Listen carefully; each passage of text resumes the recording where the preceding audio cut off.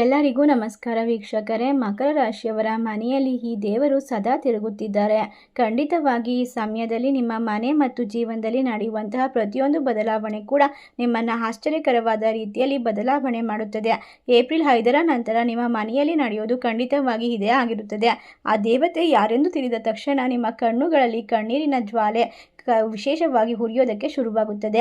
ಏಕೆಂದರೆ ಪ್ರತಿಯೊಂದು ಕಣ್ಣೀರಿನಿಂದ ಕಷ್ಟದಿಂದ ನೀವು ಜೀವನದಲ್ಲಿ ನೊಂದು ಬೆಂದು ಹೋಗಿದ್ದೀರಾ.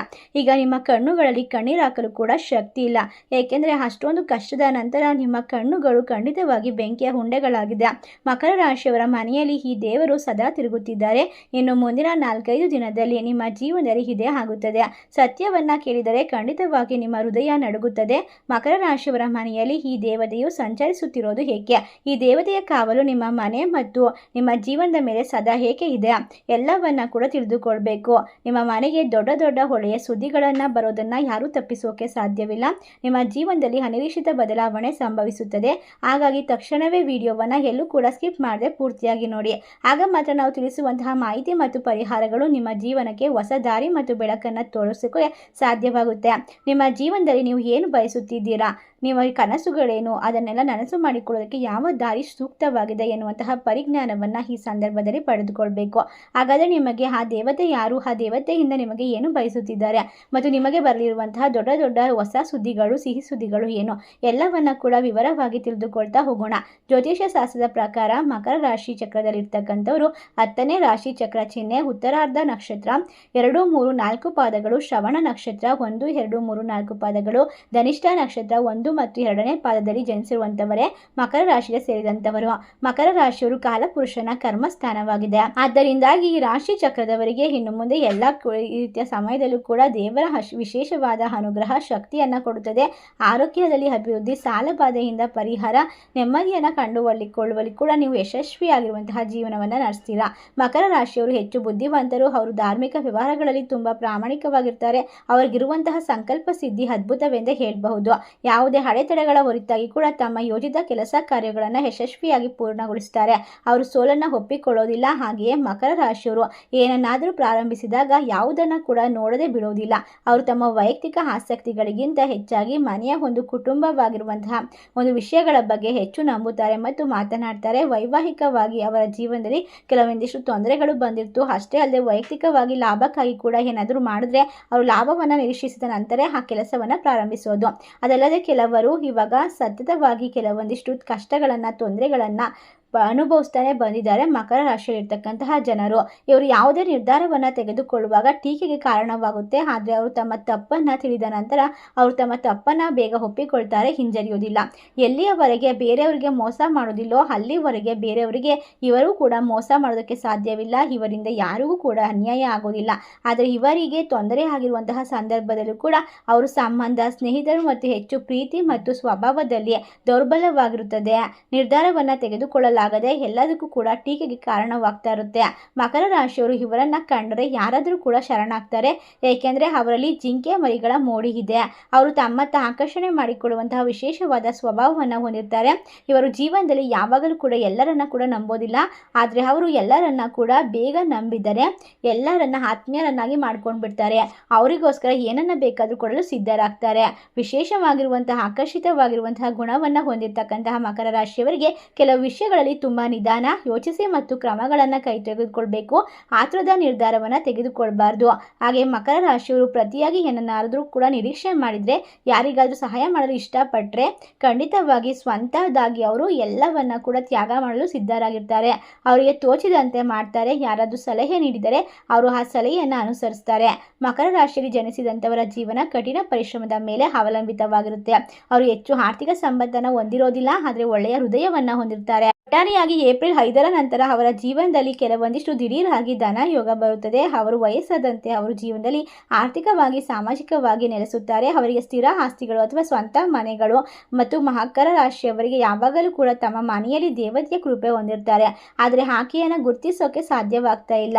ಕಳೆದ 5-6 ವರ್ಷಗಳಿಂದ ನಿಮ್ಮ ಮನೆಯಲ್ಲಿ ನಿಮ್ಮೊಂದಿಗೆ ಸಂಭವಿಸಿರುವಂತಹ ಕೆಲವು ಅಪಘಾತಗಳು ಸ್ವಲ್ಪ ಮಟ್ಟಿಗೆ ತಪ್ಪಿ ಹೋಗ್ತಾ ಇದೆ. ಯಾವುದೇ ಆರೋಗ್ಯ ಸಮಸ್ಯೆಗಳು ಬಂದರೂ ಕೂಡ ಎಲ್ಲ ದೂರ ಆಗ್ತಾ ಇದೆ. ಯಾವುದೇ ಕಷ್ಟ ಅಂತ ಬಂದ ತಕ್ಷಣ ಸಹಾಯ ಸಿಗುತ್ತೆ ಅಂತ ಯೋಚನೆ ಮಾಡಿದ್ದೀರಾ?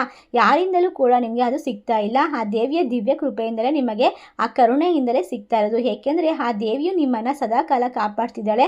ಆದ್ದರಿಂದ ನೀವು ಅವಳನ್ನು ಹಲವಾರು ಬಾರಿ ನೋಡಿರ್ತೀರಾ. ಕೆಲವೊಮ್ಮೆ ಕೆಲವು ವಿಷಯಗಳು ನಿಮ್ಮನ್ನು ಸಂಪೂರ್ಣವಾಗಿ ತೊಂದರೆಗೊಳಿಸಿತ್ತು, ಆದರೂ ಕೂಡ ನೀವು ಸ್ವಲ್ಪ ಸದ್ಯದಲ್ಲೇ ಪಾರಾಗ್ತಾ ಇದ್ರಿ. ಅಪಘಾತಗಳಿಂದ ಕೂಡ ದೂರವಾಗ್ತಾ ಇದ್ರಿ. ಸಣ್ಣ ಪೆಟ್ಟುಗಳ ಹೊರತಾಗಿ ನಿಮಗೆ ಯಾವುದೇ ರೀತಿಯ ದೊಡ್ಡದಾದ ಆರೋಗ್ಯ ಸಮಸ್ಯೆ ಬಂದೇ ಇಲ್ಲ. ಆ ದೇವಿ ಯಾವಾಗಲೂ ಕೂಡ ನಿಮ್ಮನ್ನು ರಕ್ಷಣೆ ಮಾಡ್ತಾ ಬರ್ತಾ ಇದ್ದಾಳೆ. ಆ ದೇವತೆಯು ನಿಮಗಾಗಿ ನಿಜವಾಗಿ ನಿಮ್ಮನ್ನು ಏನು ಬಯಸ್ತಾ ಇದ್ದಾಳೆ ಅಂದರೆ, ನೀವು ಈ ದೇವತೆಯನ್ನು ಹೇಗೆ ಗುರುತಿಸಬಹುದು ಇವೆಲ್ಲವನ್ನ ಕೂಡ ವಿಡಿಯೋದ ಕೊನೆಯಲ್ಲಿ ತಿಳಿಸಿಕೊಡ್ತಾ ಹೋಗ್ತೇವೆ. ಉತ್ತಮವಾದ ಪರಿಹಾರವನ್ನು ಕೂಡ ಹೇಳಿಕೊಡ್ತೇವೆ. ಈ ರಾಶಿ ಚಕ್ರದವರು ಒಳ್ಳೆ ಮನಸ್ಸಿರೋರಿಂದ ಓಂ ಜೈ ಮಹಾಲಕ್ಷ್ಮೀ ದೇವಿ ನಮಃ ಎಂದು ತಪ್ಪದೆ ಕಮೆಂಟ್ ಮಾಡೋದಕ್ಕೆ ಮರಿಬೇಡಿ. ಪ್ರತಿಯೊಬ್ಬ ಮನುಷ್ಯನಿಗೂ ಕೂಡ ಯಾವಾಗಲೂ ಕುಲದೇವತೆ ಅನ್ನೋದು ಇದ್ದೇ ಇರ್ತಾರೆ. ಆದರೆ ಹಿಂದಿನ ದಿನಗಳಲ್ಲಿ ತಮ್ಮ ಕುಲದೇವರುಗಳ ಬಗ್ಗೆ ಯಾರೂ ಕೂಡ ಕಲ್ಪನೆ ಮಾಡುವುದಕ್ಕೆ ಸಾಧ್ಯನೇ ಇಲ್ಲ. ಮನೆಯಲ್ಲಿ ದೊಡ್ಡವರು ನಿಮಗೆ ತುಂಬ ಒಳ್ಳೆಯವರಾಗಿದ್ದರೆ, ಹಾಗೆ ನಮ್ಮ ಊರಿನಲ್ಲಿ ಎಲ್ಲೇ ಇದ್ರೂ ಕೂಡ ಕುಲದೇವತೆಗೆ ಸಂಬಂಧಪಟ್ಟಂತಹ ಒಂದು ಸಣ್ಣ ದೇವಾಲಯ ಅಥವಾ ಮಂದಿರವನ್ನು ಹೊಂದಿರ್ತಾರೆ. ಆದರೆ ಇತ್ತೀಚಿನ ದಿನಗಳಲ್ಲಿ ಎಲ್ಲರೂ ನಗರ ಜೀವನದಲ್ಲಿ ವಾಸ ಮಾಡ್ತಾ ಇರೋದ್ರಿಂದ ಎಲ್ಲವನ್ನ ನಿರ್ಲಕ್ಷಿಸಿ ಬಿಟ್ಟಿದ್ದಾರೆ. ನೀವು ಯಾವಾಗಲೂ ಕೂಡ ಈ ಎಲ್ಲದರಲ್ಲೂ ಕೂಡ ಒಳ್ಳೆಯವರಾಗಿ ದೇವರನ್ನ ಆರಾಧಿಸಬೇಕು.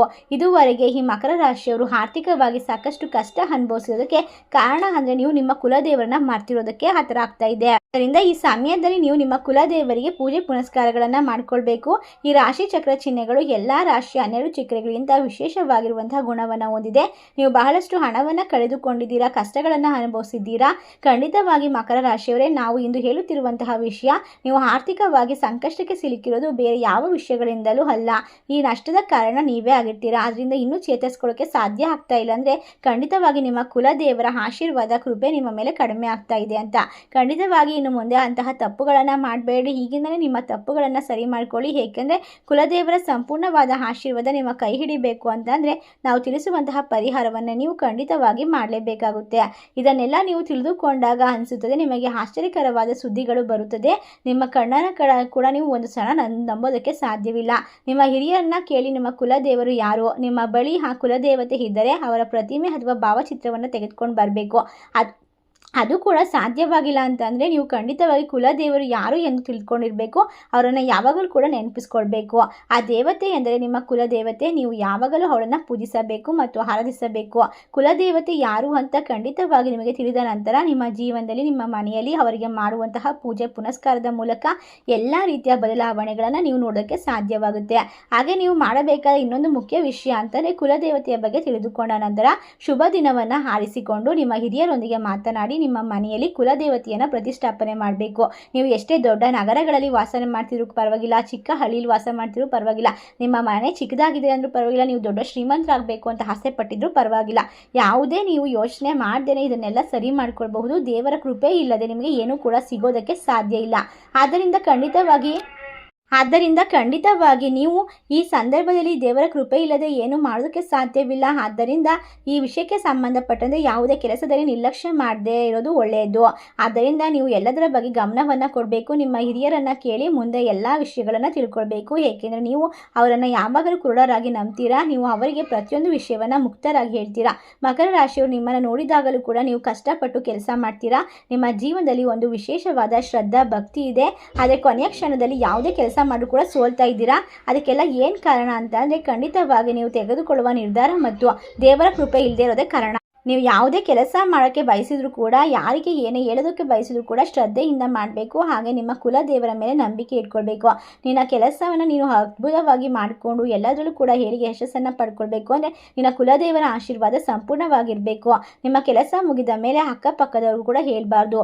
ಒಮ್ಮೆ ಇದನ್ನು ಟ್ರೈ ಮಾಡಿ ನೋಡಿ, ನಿಮಗೆ ತಿಳಿಯುತ್ತದೆ. ನಿಮ್ಮ ಕೆಲಸವು ಯಾವುದೇ ಅಡೆತಡೆಗಳಿಲ್ಲದೆ ಬಹಳ ಚೆನ್ನಾಗಿ ಆಗುತ್ತದೆ. ನೀವು ಏನು ಮಾಡಬೇಕಂದ್ರೆ ಒಂದು ಸಂಕಲ್ಪವನ್ನು ಮಾಡ್ಕೊಳ್ಬೇಕು. ನಿಮ್ಮ ಕುಲದೇವರ ಹೆಸರನ್ನು ತಿಳ್ಕೊಂಡು ಕುಲದೇವರ ಒಂದು ಹೆಸರಿನಲ್ಲಿ ನೀವು ಒಂದು ಕಾಣಿಕೆಯನ್ನು ಕಟ್ಟಬೇಕಾಗುತ್ತೆ. ನಿಮ್ಮ ಮನಸ್ಸಿನ ಆಸೆ ಏನಿರುತ್ತೆ ಅದನ್ನು ಈಡೇರಿಸು ಅಂತ ಕೇಳಿಕೊಂಡು ಒಂದು ಯೆಲ್ಲೋ ಕಲರ್ ಅರಿಶಿಣದ ಬಟ್ಟೆಯಲ್ಲಿ ನೀವು ಕಾಣಿಕೆಯನ್ನು ಕಟ್ಟಿ ಇಟ್ಟು ಅದನ್ನು ಯಾರಿಗೂ ಹೇಳಬೇಡಿ. 21 ದಿನ ಬಿಟ್ಟು ನೋಡಿ, ನಿಮ್ಮ ಮನೆಯಲ್ಲಿ ಆಶ್ಚರ್ಯ ಘಟನೆ ನಡೆಯುತ್ತೆ. ನೀವು ಅಂದುಕೊಂಡಿರೋ ಕೆಲಸ 100ಕ್ಕೆ 100ರಷ್ಟು ಖಂಡಿತವಾಗಿ ಆಗುತ್ತೆ. ಹಾಗೆ ಅದು ನಿಮ್ಮ ಜೀವನದಲ್ಲಿ ನಿಮ್ಮ ಮೇಲೆ, ನಿಮ್ಮ ನಂಬಿಕೆಗಳ ಮೇಲೆ ಕೆಲಸ ಮಾಡುತ್ತೆ. ನಿಮ್ಮ ಕೆಲಸ ಮುಗಿದ ನಂತರ ನಿಮ್ಮ ಜೀವನದಲ್ಲಿ ನೀವು ಮಕರ ರಾಶಿಯವರು ಬಹಳ ನಿಖರವಾಗಿ ಎಲ್ಲವನ್ನ ಕೂಡ ಸಾಧಿಸಿಕೊಳ್ಳುವಂತಹ ಪ್ರತಿಭಾವಂತರಾಗಿ ಹೊರಗೆ ಬರ್ತೀರಾ. ನಿಮಗೆ ಸ್ವಲ್ಪ ಬೆಂಬಲ ಸಿಕ್ಕರೆ ಸಾಕು, ಅವಕಾಶ ಸಿಗುತ್ತದೆ. ಆದರೆ ನೀವು ಆ ಬೆಂಬಲಕ್ಕೆ ಇಲ್ಲದ ಕಾರಣ ನೀವು ಹೆಚ್ಚಿನ ಶೇಕಡದವರು ಅನುಭವಿಸ್ತಾ ಇರೋದು ಏನಕ್ಕೆ ಅಂದರೆ, ನೀವು ಖಂಡಿತವಾಗಿ ಮುಂದೆ ಚಿಂತೆ ಮಾಡೋದು, ಹಿಂದೆಗಡೆ ನಮ್ಮ ಅದೃಷ್ಟ ಚೆನ್ನಾಗಿಲ್ಲ ಅಂತ ಅಳೋದು, ಕೊರಗೋದು ಇದೇ ಆಗಿರುತ್ತೆ. ನಿಮ್ಮ ಗ್ರಹಗಳು ಈಗ ನಿಮಗೆ ತುಂಬ ಅನುಕೂಲವಾಗಿ ಸಹಾಯ ಮಾಡುವಂತಹ ಸಮಯ ಪ್ರಾರಂಭ ಆಗ್ತಾ ಇದೆ. ಏಪ್ರಿಲ್ 5ರ ನಂತರ ನಿಮ್ಮ ಮನೆಯಲ್ಲಿ ಮತ್ತು ಮನಸ್ಸುಗಳಲ್ಲಿ ನಡೆಯುವಂತಹ ವಿಶೇಷವಾದ ಬದಲಾವಣೆ ನಿಮಗೆ ಶಕ್ತಿಯನ್ನು ತುಂಬುತ್ತೆ. ಇಲ್ಲಿಯವರೆಗೆ ನೀವು ಮಾಡಿದ ನಿಮ್ಮ ಒಳ್ಳೆಯ ಕಾರ್ಯಗಳು ನಿಮಗೆ ಉತ್ತಮ ಫಲಿತಾಂಶವನ್ನು ನೀಡುತ್ತದೆ. ಇನ್ನು ಮುಂದೆ ನೀವು ಮಾಡಿದ ಯಾವುದೇ ಒಳ್ಳೆಯ ಕಾರ್ಯಗಳು ನಿಮಗೆ ರಿಟರ್ನ್ ಗಿಫ್ಟ್ ಆಗಿ ಹಿಂತಿರುಗುತ್ತದೆ. ಇನ್ನು ಮುಂದಿನ 4-5 ದಿನಗಳ ನಂತರ ನಿಮಗೆ ದೊಡ್ಡ ಒಳ್ಳೆಯ ಸುದ್ದಿ ಬರುತ್ತೆ. ಅಂದರೆ ಮದುವೆ ಸಂಬಂಧಿತ ಆಗಿರಬಹುದು, ಅಥವಾ ಮದುವೆಯಾಗಿ ಹಲವಾರು ವರ್ಷ ಆಗಿ ಮಕ್ಕಳಾಗದೇ ಇರೋ ಸಮಸ್ಯೆ ಆಗಿರಬಹುದು, ಅನಿರೀಕ್ಷಿತವಾಗಿ ಉತ್ತಮವಾದ ಸಂಬಂಧ ಬರುವಂಥದ್ದಾಗಿರಬಹುದು, ಹಣಕಾಸಿನ ಪರಿಸ್ಥಿತಿಯಲ್ಲಿ ಜಾಕ್ಪಾಟ್ ಬರುವಂಥದ್ದಾಗಿರ್ಬೋದು, ನಿಮಗೆ ಒಳ್ಳೆಯ ಉದ್ಯೋಗ ಸೃಷ್ಟಿಯಾಗುತ್ತೆ. ಉದ್ಯೋಗ ಇಲ್ಲದೆ ಇರೋಂಥವ್ರಿಗೆ ಉತ್ತಮವಾಗಿರುವಂತಹ ನೌಕರಿ ಸಿಗುವಂತಹ ಸಾಧ್ಯತೆ ಇದೆ. ಈಗ ನೀವು ಯಾವುದೇ ಆಸ್ತಿ, ಮನೆ ಅಥವಾ ವಾಹನವನ್ನು ಖರೀದಿ ಮಾಡಬೇಕು ಅಂತ ಅಂದ್ಕೊಂಡಿದ್ರು ಕೂಡ ಅತ್ಯುತ್ತಮವಾದ ಸಮಯ. ವಿದ್ಯಾರ್ಥಿಗಳು ಯಾರೇ ಆಗಿದ್ರು ಕೂಡ ಅವರು ತುಂಬ ಕಷ್ಟಪಟ್ಟು ಓದ್ತಾರೆ, ಪರೀಕ್ಷೆಗಳನ್ನು ಬರೆದು ವಿದೇಶದಲ್ಲಿ ವ್ಯಾಸಂಗ ಮಾಡೋದಕ್ಕೆ ಮುಂದಾಗಿರ್ತಾರೆ. ಅಂಥವ್ರು ಕೂಡ ವಿದ್ಯಾಭ್ಯಾಸ ಸಿಗುವಂತಹ ಒಂದು ವಿಶೇಷವಾಗಿ ನೀವು ಇಷ್ಟಪಟ್ಟಂತಹ ಕಾಲೇಜ್ನಲ್ಲಿ ಸೀಟ್ ಸಿಗುವಂತಹ ಸಮಯ. ಇಂತಹ ಹಲವಾರು ರೀತಿಯ ಒಂದು ವಿಶೇಷವಾದ ಸಿಹಿ ಸುದ್ದಿಗಳು ನಿಮಗೆ ಕೇಳೋದಕ್ಕೆ ಕಾರಣವಾಗೋದಕ್ಕೆ ಖಂಡಿತವಾಗಿ ನಿಮ್ಮ ಕುಲ ದೇವರೇ ಕಾರಣವಾಗಿರ್ತಾರೆ. ನೀವು ಏನು ಮಾಡಿದ್ರೆ ನಿಮ್ಮ ಜೀವನದಲ್ಲಿ ಅದ್ಭುತವಾಗಿರ್ತೀರಾ, ಅದನ್ನು ದೇವರ ಆಶೀರ್ವಾದದ ಮೂಲಕ ನಿಮಗೆ ಉತ್ತಮವಾದ ಮಾರ್ಗದರ್ಶನದ ಮೂಲಕ ನಿಮಗೆ ತಿಳಿಸಿಕೊಡ್ತಾ ಹೋಗ್ತಾರೆ. ನಿಮ್ಮ ಆರೋಗ್ಯವು ತುಂಬ ಚೆನ್ನಾಗಿರುತ್ತೆ ಮತ್ತು ಆರೋಗ್ಯಕರವಾಗಿರುವಂತಹ ಮಕರ ರಾಶಿಯವರು ಇನ್ನು ಮುಂದೆ ನೀವು ಯಾವುದಕ್ಕೂ ಕೂಡ ಹೆದರಬೇಡಿ. ಏಕೆಂದರೆ ಇಲ್ಲಿಂದ ನಿಮಗೆ ತುಂಬ ಒಳ್ಳೆಯದಾಗುತ್ತೆ. ನೀವು ಮಾಡಬೇಕಾಗಿರೋದು ನಿಮ್ಮ ಕುಲದೇವತೆಯನ್ನು ಮೆಚ್ಚಿಸಲು ನಿಮ್ಮ ಕುಲದೇವತೆಗೆ ಧೂಪ ದೀಪ ಅರ್ಪಿಸಿ ಸಿಹಿ ನೈವೇದ್ಯವನ್ನು ಮಾಡಿ ಆ ದೇವರನ್ನ ಪ್ರತಿನಿತ್ಯವೂ ಕೂಡ ನಮಗೆ ಇರುವಂತಹ ತೊಂದರೆಯನ್ನು ದೂರ ಮಾಡು ಎಂದು ಕೇಳ್ಕೊಳ್ಬೇಕು. ಇದರಿಂದ ನಿಮ್ಮ ಜೀವನ ಬದಲಾಗುತ್ತೆ. ಹಾಗೆ ಬಡವರಿಗೆ ನಿಮ್ಮ ಕೈಲಾದಷ್ಟು ಉಪಕಾರವನ್ನು ಮಾಡಿ, ಅನ್ನ, ಬಟ್ಟೆ, ವಸ್ತ್ರ ದಾನವನ್ನು ಮಾಡಿ, ಅನಾಥರಿಗೆ ಕೈಲಾದಷ್ಟು ಸಹಾಯ ಮಾಡಿ, ಗೋಮಾತೆಗಳಿಗೆ ಹಸಿರು ತರಕಾರಿಯನ್ನು ತಿನ್ನಲು ಕೊಡಿ. ಪ್ರತಿದಿನ ಶುಕ್ರವಾರ, ಮಂಗಳವಾರ ತಪ್ಪದೆ ತುಪ್ಪದ ದೀಪಾರಾಧನೆ ಮಾಡಿ. ಖಂಡಿತವಾಗಿ ದೇವರನ್ನ ಆಶೀರ್ವಾದ ಪಡೆದುಕೊಳ್ಳೋದ್ರ ಮೂಲಕ ಎಂಥದೇ ಕಷ್ಟಗಳಿದ್ರೂ ಕೂಡ ಕರಗಿಸಿಕೊಳ್ಳುವಂತಹ ಶಕ್ತಿಯನ್ನು ದೇವರು ದಯಪಾಲಿಸ್ತಾನೆ. ಈ ಒಂದು ವಿಶೇಷವಾದ ಮಾಹಿತಿ ನಿಮ್ಮ ಜೀವನದಲ್ಲಿ ಅದೃಷ್ಟವನ್ನು ದುಪ್ಪಟ್ಟು ಮಾಡುತ್ತೆ, ಶಕ್ತಿ, ಶಾಂತಿ, ನೆಮ್ಮದಿಯನ್ನು ಕೊಡ್ತದೆ. ಒಟ್ಟಾರೆ ನೀವು ಮಾಡುವಂತಹ ಪ್ರತಿಯೊಂದು ಕೆಲಸದಲ್ಲೂ ಕೂಡ ಅದ್ಭುತವಾಗಿ ಲಾಭವನ್ನು ಗಳಿಸ್ಕೊಳ್ತಾ ಹೋಗ್ತೀರಾ. ನಿಮ್ಮ ಕುಲದೇವತೆಯ ಆಶೀರ್ವಾದ ಸಂಪೂರ್ಣವಾಗಿ ನಿಮ್ಮ ಮನೆ ಮತ್ತು ಮನಸ್ಸುಗಳಲ್ಲಿ ಇರ್ತಕ್ಕಂಥ ಸಂದೇಹ, ಅನುಮಾನ, ದುಃಖಗಳನ್ನು ದೂರ ಮಾಡುತ್ತೆ. ವಿಶೇಷವಾಗಿ ಮಕರ ರಾಶಿಯವರಿಗೆ ಆಲೋಚನೆಗಳು ಭಗವಂತನನ್ನು ಶೀಘ್ರವಾಗಿ ತಲುಪುತ್ತದೆ.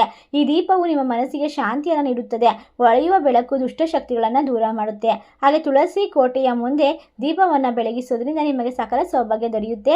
ಅದಲ್ಲದೆ ಮಕರ ರಾಶಿಯವರ ಜೀವನ ತಮ್ಮ ಹಣದಿಂದ ಇದ್ದಕ್ಕಿದ್ದಂತೆ ಹಣವನ್ನು ಪಡೆದುಕೊಳ್ತೀರಾ. ಯಾರ ಜೀವನದಲ್ಲಿ ಕೂಡ ಇದ್ದಕ್ಕಿದ್ದಂತೆ ಅನಿರೀಕ್ಷಿತವಾಗಿ ಲಾಭವನ್ನು ಕಂಡುಕೊಳ್ತೀರಾ. ನೀವು ಯೋಚನೆ ಮಾಡದೇ ಇರುವಂತಹ ರೀತಿಯಲ್ಲಿ ದೊಡ್ಡ ಮೊತ್ತದ ಹಣ ಬಂದು ನಿಮ್ಮ ಕೈ ಸೇರುತ್ತೆ. ಭೂಮಿ, ಮನೆ, ಆಸ್ತಿ ಎಲ್ಲವನ್ನ ಕೂಡ ನಿರೀಕ್ಷೆ ಮಾಡಿದಷ್ಟು ವಿಶೇಷವಾಗಿ ಲಾಭವನ್ನು ಪಡೆದುಕೊಳ್ಬಹುದು. ಹಠಾತ್ ಆಗಿ ಧನಲಾಭಕ್ಕೆ ಪರಿಹಾರಗಳಲ್ಲಿ, ಶಾಸ್ತ್ರಗಳಲ್ಲಿ ಕೆಲವು ಪರಿಹಾರಗಳನ್ನು ಕೂಡ ತಿಳಿಸಲಾಗುತ್ತೆ.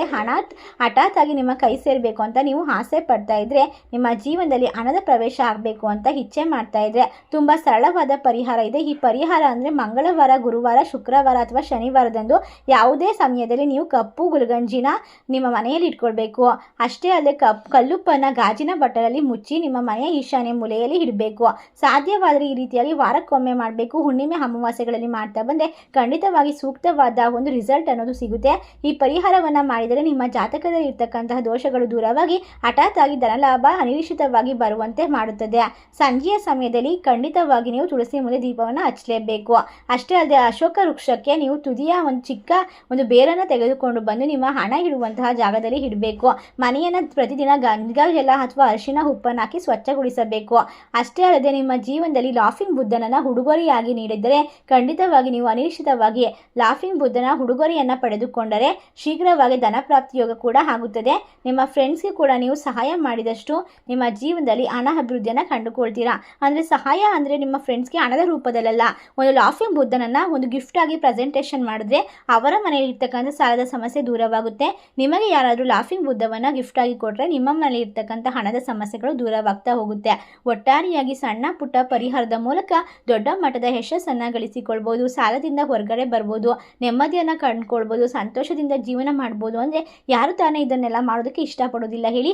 ನೀವು ಕೂಡ ನಾವು ತಿಳಿಸಿರುವಂತಹ ಪ್ರತಿಯೊಂದು ಮಾರ್ಗವನ್ನು ಅನುಸರಿಸಿ ಸಣ್ಣ ಪುಟ್ಟ ಪರಿಹಾರವನ್ನು ಮಾಡಿ ನಿಮ್ಮ ಮನೆ ಮತ್ತು ಮನಸ್ಸುಗಳಲ್ಲಿರ್ತಕ್ಕಂಥ ಗೊಂದಲಗಳು ಇರುವಂಥ ತೊಂದರೆಗಳು ದೂರವಾಗ್ತಾ ಹೋದಷ್ಟು ನಿಮ್ಮ ಮನೆಯಲ್ಲಿ ಮನಸ್ಸುಗಳು ಜಾಗೃತವಾಗುತ್ತದೆ. ಮನಸ್ಸು ಆರಾಮಾಗಿ ಮತ್ತು ಒಂದು ಸೂಕ್ತವಾದ ನಿರ್ಧಾರ ತೆಗೆದುಕೊಳ್ಳುವಲ್ಲಿ ಯಶಸ್ವಿಯಾದಾಗ ಮಾತ್ರ ನಿಮ್ಮ ಕೆಲಸಗಳು ಸಫಲವಾಗುತ್ತೆ. ನಿಮ್ಮ ಮನೆಯಲ್ಲಿರ್ತಕ್ಕಂತಹ ಸಾಲಬಾಧೆಗಳು ಕಡಿಮೆ ಆಗ್ತಾ ಹೋಗುತ್ತೆ. ಸಂಪತ್ತನ್ನು ಆಕರ್ಷಣೆ ಮಾಡಿಕೊಳ್ಳೋದಕ್ಕೋಸ್ಕರ ಖಂಡಿತವಾಗಿ ನಿಮ್ಮ ಪರ್ಸ್ನಲ್ಲಿ 9 ಏಲಕ್ಕಿಯನ್ನು ಯಾವಾಗಲೂ ಇಟ್ಕೊಳ್ಬೇಕು. ಇದು ನಿಮಗೆ ಒಂದು ವಿಶೇಷವಾಗಿ ಶಕ್ತಿ, ಆತ್ಮವಿಶ್ವಾಸ, ಧೈರ್ಯವನ್ನು ನೀಡುತ್ತೆ. ನಿಮ್ಮ ಮನೆಯಲ್ಲಿ ಇರ್ತಕ್ಕಂಥ ಪ್ರತಿಯೊಂದು ದಾರಿದ್ರ್ಯ ತೊಂದರೆಗಳು ನಿವಾರಣೆಯಾಗುತ್ತೆ. ಇನ್ನು ಮುಂದೆ ಮಕರ ರಾಶಿಯವರ ಜೀವನದಲ್ಲಿ ಆ ಒಂದು ಶಕ್ತಿ ದೇವತೆಯ ಪ್ರವೇಶ ಆಗ್ತಾ ಇರೋದ್ರಿಂದ ಆ ದೇವತೆ ನಿಮಗೆ ಮತ್ತು ನಿಮ್ಮ ಕುಟುಂಬಕ್ಕೆ ಸಕಲ ಸೌಭಾಗ್ಯ, ಅಷ್ಟ ಐಶ್ವರ್ಯವನ್ನು ಕೊಡ್ತಾಳೆ, ನೆಮ್ಮದಿಯನ್ನು ಕೂಡ ಸೃಷ್ಟಿ ಮಾಡಿಕೊಡ್ತಾಳೆ. ಇದರಲ್ಲಿ ಯಾವುದೇ ಸಂದೇಹವಿಲ್ಲ. ಖಂಡಿತವಾಗಿ ಈ ಸಂದರ್ಭದಲ್ಲಿ ನಿಮ್ಮ ಕುಲದೇವರು ಯಾರು ಎಂದು ನಿಮಗೆ ತಿಳಿದಿದ್ದರೆ ಕಮೆಂಟ್ ಮೂಲಕ ತಿಳಿಸಿ. ಅಥವಾ ನಿಮಗೆ ಇನ್ನೂ ನಿಮ್ಮ ಕುಲದೇವರ ಬಗ್ಗೆ ಗೊತ್ತಿಲ್ಲ ಅಂತಂದರೆ ನಿಮ್ಮ ಮನೆಯಲ್ಲಿರ್ತಕ್ಕಂಥ ಗುರು ಹಿರಿಯರನ್ನು ತಿಳಿದುಕೊಂಡು ನಿಮ್ಮ ಕುಲದೇವರ ಆರಾಧನೆಯನ್ನು ಮಾಡೋದಕ್ಕೆ ಶುರು ಮಾಡಿ. ನಿಮ್ಮ ಜೀವನ ಕೇವಲ 21 ದಿನಗಳ ನಂತರ ಒಂದು ಜಾಕ್ಪಾಟ್ ರೀತಿ ಬದಲಾಗುತ್ತೆ. ಆಕಸ್ಮಿಕವಾಗಿ ನಿಮ್ಮ ಮನೆಯಲ್ಲಿ ಇರ್ತಕ್ಕಂತಹ ಸಮಸ್ಯೆಗಳ ಮೂಲಕ ಎಲ್ಲ ರೀತಿಯ ಕೆಟ್ಟ ದೋಷಗಳು, ನಿಮ್ಮ ಜಾತಕದಲ್ಲಿ ಇರ್ತಕ್ಕಂತಹ ತೊಂದರೆಗಳೆಲ್ಲ ನಿವಾರಣೆಯಾಗಿ ಆದಷ್ಟು ಬೇಗ ಶ್ರೀಮಂತಿಕೆಯನ್ನು ಆಕರ್ಷಣೆ ಮಾಡ್ಕೊಳ್ತೀರಾ. ಈ ಒಂದು ವಿಶೇಷವಾದ ಮಾಹಿತಿ ನಿಮಗೆಲ್ಲ ಇಷ್ಟವಾಗಿದ್ರೆ ನಿಮ್ಮ ಫ್ರೆಂಡ್ಸ್ ಆ್ಯಂಡ್ ಫ್ಯಾಮಿಲಿಗೆ ಶೇರ್ ಮಾಡಿ. ನಮ್ಮ ಚಾನಲ್ಗೆ ಸಬ್ಸ್ಕ್ರೈಬ್ ಮಾಡಿ. ಸರ್ವೇ ಜನ ಸುಖಿನೋ ಭವಂತು. ಧನ್ಯವಾದಗಳು.